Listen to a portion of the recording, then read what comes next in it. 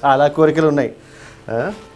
వాళ్ళ సంస్థకి ఏదైనా ఆఫీస్ కావాలంటేనో లేదా ఆత్మహత్యలు చేసుకున్న వాళ్ళకి ఎక్స్గ్రేషియా కావాలంటేనో అర్థం చేసుకోవచ్చు. కానీ చట్టుబండలవుతున్న చట్టాలని, అటకెక్కుతున్న కోర్టు తీర్పుల్ని అమలు చేయాలంటాం ఎంత హాస్యాస్పదం. అయినా 20 ఏళ్ల క్రితమే ఫ్యామిలీ కోర్ట్స్ ఏర్పాటు చేయాలని చట్టం వచ్చినా, ఆ ఫ్యామిలీ కోర్టు ప్రకారం ప్రతి జిల్లాలోనూ ఫ్యామిలీ కోర్టులు ఉండాలన్నా, ఆ ఫ్యామిలీ కోర్టుల్లో ఫ్యామిలీ కౌన్సిలర్స్ని అపాయింట్ చేయాలని చట్టం చెప్పినా చేసేయాలా? సరే, అలా చేయకపోయేసరికి 4 ఏళ్ల క్రితం హైకోర్టుకి వెళ్ళి 3 ఏళ్ల క్రితం హైకోర్టు వారు రాష్ట్ర ప్రభుత్వాన్ని ఆదేశిస్తే మాత్రం అప్పుడే అమలు చేసేయాలా? అయినా అంతిచ్చాం ఇంతిచ్చాం అని చెప్పేసి కట్నం విషయంలో కొట్టుకు చస్తారని ముందే ఊహించి అసలు ఎంత కట్నం ఇచ్చారో, పెళ్ళి ఎలా చేయాలో బహుమతులతో సహా వివరాలు రాసి అథారిటీస్ దగ్గర పెట్టాలని చెప్పేసి చట్టం వచ్చిందనుకోండి, చట్టం వచ్చినంత మాత్రాన అదన్నీ అమలు చేసేయాలనే మీ ఉద్దేశం? పెరుగుట విరుగుట కొరకే అన్నట్టు ఈ సెక్షన్ 498 అనే బ్రహ్మాస్త్రంతో దాడి మొదలుపెట్టేసరికి సభ్య సమాజం నివ్వెరపోయేటట్టుగా కొన్ని సంఘటనలు జరిగాయి. దాంతో ఈ సెక్షన్ దుర్వినియోగం జరుగుతుందంటూ సమాజము, కోర్టులు కూడా గగ్గోలు పెట్టాయి.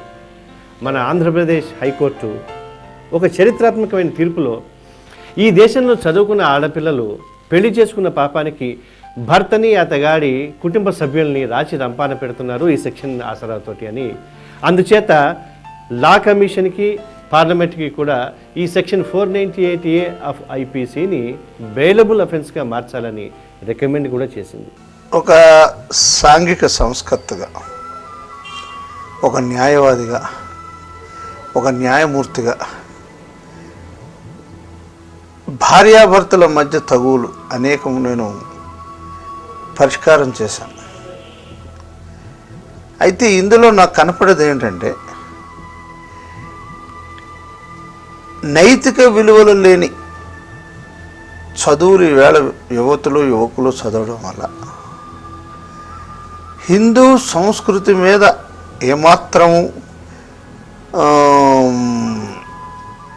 తెలియనటువంటి వ్యక్తులు ఏదో పాశ్చాత్య నాగరికతలో కొట్టుకుపోతూ ఏదో జీన్స్ ప్యాంట్ వేసుకున్నాము, అది వేసుకున్నాము, ఇది వేసుకున్నాము అనే పరిస్థితుల్లో ఉండి ఏదో చిన్న చిన్న భార్యాభర్తల మధ్య చిన్న చిన్న తగువుల్ని పెద్దగా చేసుకొని, ఆ తగువు వచ్చినప్పుడు ఆ అమ్మాయి యొక్క తల్లిదండ్రులు అమ్మాయి పక్కన నుంచొని ఇంకా అమ్మాయిని రెచ్చగొట్టి మాట్లాడితే ఈ 498A కేసు వేయడం జరిగింది. నేను ఆ తీర్పు ఇవ్వకముందు మా మ్యాజిస్ట్రేట్స్ ఎవరి ముందైతే ఈ 498A కేసులు ఫైల్ అవుతాయో వారందరి దగ్గర నుంచి నేను స్టాటిస్టిక్స్ తెప్పించుకున్నాను. ఎన్ని కేసుల్లో 498Aలో కన్విక్షన్ వచ్చింది? I think practically they are nil. ఏమైనా ఉంటే 1, 2 ఎక్కడైనా ఉన్నాయేమో, కానీ otherwise practically all the cases ended in acquittal. ఇది ఈ 498A మిస్యూజ్ అవుతున్నదని చాలా స్పష్టంగా తెలుస్తూ ఉన్నది కదా. నిజంగా నీ భర్త డౌరీ హెరాస్మెంట్ గురించి కాక చేస్తున్నప్పుడు నువ్వు సాక్ష్యాలు ఎందుకు ప్రవేశపెట్టలేకపోయావు? ఎందుకు నువ్వు ఇచ్చినటువంటి కంప్లైంట్ ఇది ఫెయిల్ అయింది? అయితే ఇది ఎంతవరకు పనికి వస్తుంది ఏమిటంటే 498A నాన్ వేడబుల్ వారెంట్. భర్తని ఎవరైతే వీరు అక్యూజ్డ్ అన్నారో వాళ్ళందరినీ తీసుకెళ్ళి జైల్లో పడేస్తారు. మళ్ళీ మన పోలీస్ వారు చాలా తెలివైన వాళ్ళు కాబట్టి శుక్రవారం సాయంత్రం అరెస్ట్ చేస్తారు, సోమవారం నాడు ప్రొడ్యూస్ చేస్తారు. సోమవారం నాడు సాయంత్రం వాడు కాక పొరపాటున ప్రభుత్వ ఉద్యోగి అయ్యి ఉంటే 24 గంటలు పోలీస్ కస్టడీలో ఉంటే ఉద్యోగం సస్పెండ్ అవుతాడు. పోవచ్చు కానీ సస్పెండ్ అయితే అవుతాడు కొంత.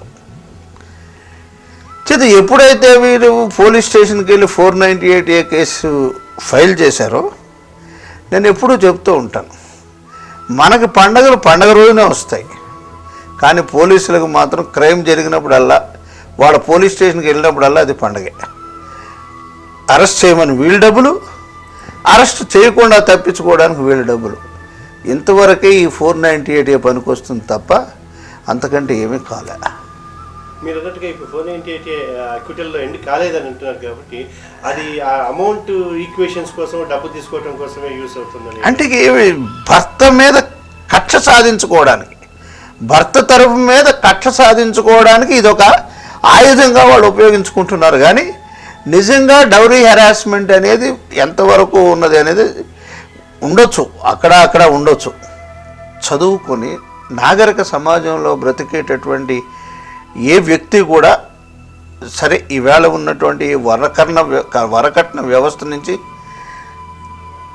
చేసినటువంటి పార్లమెంట్ సభ్యులు తప్పించుకోవట్లేదు, తీర్పులు చెప్పే న్యాయమూర్తులు తప్పించుకోవటం లేదు. ఇది అందరికీ తెలిసిన నగ్న రహస్యం. తర్వాత మళ్ళీ డబ్బులు అడుగుతాడు అనేది నాకు సందేహం. అమెరికాలో ఉన్న వాళ్ళ మీద కేసు పెట్టారు. ఒక ముస్లిం లేడీ, ఇదంతా ఈ దురాచారం ఎంతవరకు వెళ్ళిందంటే ఇతర మతాలకు కూడా వెళ్ళిపోయింది. ఖమ్మంలో ఒక ముస్లిం లేడీ తన భర్త యొక్క చెల్లెలు బావ జిడ్డాలో ఉంటే వాళ్ళు నన్ను ఏడిపిస్తున్నారని కేసు పెట్టింది. వాళ్ళు అయ్యా ఆమె చెప్పిన డేట్లు ఇదిగోనండి మేము జిడ్డాలో ఉన్నాము, మా మీద తప్పుడు కేసు పెట్టింది. ఇవి ఎక్కడో ఉంటారు వాళ్ళు, వచ్చి నన్ను వేధించేశారంట. అది ఏమిటి చెప్పండి? స్త్రీ పురుష సంబంధం అనేది ఆడమండి దగ్గర నుంచి వచ్చింది. ఇంత మునుపు భార్యాభర్తలు బ్రతకలేదా, కలిసి బ్రతకలేదా? అప్పుడు సామెత ఏంటంటే భార్యాభర్తల సంబంధం ఎటువంటిది అంటే పగలస్తమాను దెబ్బలాడుకొని రాత్రి మంచం మీద కలవడం అనేది డిఫరెంట్ అట్మాస్ఫియర్ నుంచి వచ్చినటువంటి స్త్రీ పురుషులు అడ్జస్ట్మెంట్, టెంపర్మెంటల్ అడ్జస్ట్మెంట్లో సమ్ డిఫరెన్సెస్ ఉంటాయి, ఉండకపోవు. దాన్ని అడ్జస్ట్ చేసుకోవాలి తప్ప నేను 498 కేసు పెడతానంటే సంబంధం. ఈవేళ ఇంకోటి ఏంటంటే ఒకప్పుడు ఏంటంటే స్త్రీకి పునర్వివాహం చేసుకోవడానికి ఎవరు వచ్చేవారు కాదు. ఇప్పుడు ఆ ఇబ్బంది ఏమీ లేదు. మనకు కంప్లీట్గా పాశ్చాత్య నాగరికత, రెండో పెళ్ళి మూడో పెళ్ళి వాళ్ళని కూడా చూస్తున్నాం. చేత ఒకవేళ నిజంగా నీ భర్త నిన్ను ఇబ్బంది పెడుతుంటే కోర్టు ద్వారా కానీ మధ్యవర్తుల ద్వారా కానీ విడిపోవచ్చు కదా. పూర్తిగా ఈ వరకట్నపు వేధింపులు ఉంటాయా లేవనే దాంట్లోకి నేను పోదలుచుకోలేదు. ఇది నాన్ బెయిలబుల్ వారెంట్గా కేసుగా నమోదు అవుతుంది కాబట్టి ఈ దురంతాలు జరుగుతున్నాయి. దీన్ని బెయిలబుల్ వారెంట్గా మార్చి ఆమెను ప్రాసిక్యూట్ చేసుకోమనండి. ఆమె నిజంగా భర్త నిజంగా వరకట్నం గురించి వేధిస్తుంటే definitely she will be fine.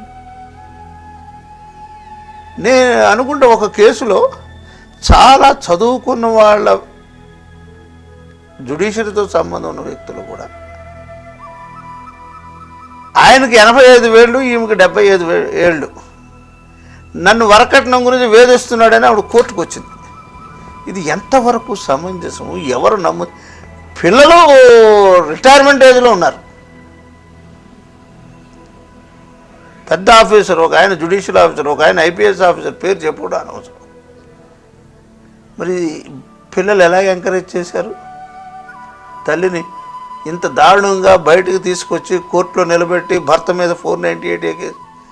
నిజంగా భర్త నేను అంత శాడిస్ట్గా ఏడిపిస్తుండే, ఇప్పుడు ఏడిపించి 85 ఏళ్ళు ఇంకేం ఏడిపిస్తాడండి? దేవసత్తులుడికి మంచాన్ని పడుకుని కుర్చీలో కూర్చుని. ఇప్పుడు ప్రైవేట్లో కలిసినప్పుడు లా కమిషన్ చైర్మన్ జగన్నాథరావు గారు మేము ఇప్పుడు ఆల్రెడీ రికమెండ్ చేసాము దీన్ని బెయిలబుల్ అఫెన్స్ చేయమని అని అన్న మాత్రం అయ్యింది. తర్వాత పార్లమెంట్ వారు పాస్ చేస్తారా లేకపోతే ఇప్పుడు కొత్త చట్టం తెచ్చారు కదా డొమెస్టిక్ వైలెన్స్. ఈ డొమెస్టిక్ వైలెన్స్ ఎవరు కొట్టారని సాక్షులు ఎవరు చెప్తారో నాకు తెలియదు. కానీ మన మాజీ చీఫ్ జస్టిస్ ఇబ్రహాన్ గారు మాత్రం ఒక చక్కటి ఎగ్జాంపుల్ ఇచ్చాడు.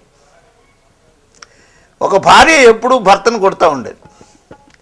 ఈ దెబ్బలు తట్టుకోలేక ఆయన డైవోర్స్ అడిగాడు. ఆమె చాలా అందంగా ఉంటుందంట, చాలా. సో ఆమె చూసేటప్పటికే జనం మురిసిపోయే పరిస్థితి. జిల్లా జడ్జి గారి దగ్గర కేసు కొట్టేశారు. అప్పీల్ వేయడానికి హైకోర్టుకు వచ్చాడు ఈయన. అప్పీల్ వేశారు. Already she met the high court judge. వచ్చి రావడంతో what this non sense, wife beating husband. No, I don't find any case in this. And it seems he coolly said, I know High Court judges who are being beaten by their wives. అంటే ఇదేమవుతుందంటే అండి, yes మొదటి 10 సంవత్సరాలు యుక్త వయసులో ఉంటాడు కాబట్టి కొంచెం ఫెరోషియస్గా ఉండొచ్చు. తర్వాత పిల్లలు పుడతారు. And she is the minister of the house. She is the barrier between the children and the father. Father కాక ఒక మాట తల్లిని అంటే పిల్లలు వెళ్ళి తల్లి పక్కన నుంచుంటారు.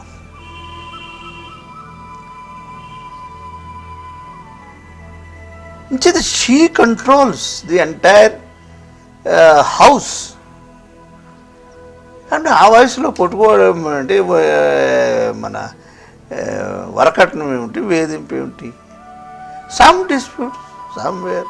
ఈ సెక్షన్ అడ్డుగా పెట్టుకుని జీవితకాలంలో కోర్టులు, లాయర్లు, పోలీసులు, జైళ్ళు అంటే తెలియని అత్తమామల్ని, ఆడబిడ్డల్ని, తోడికోడళ్ళని, మొగుడి తాలూకు బంధువులందరినీ హింసించడం ఎంతవరకు సబబు?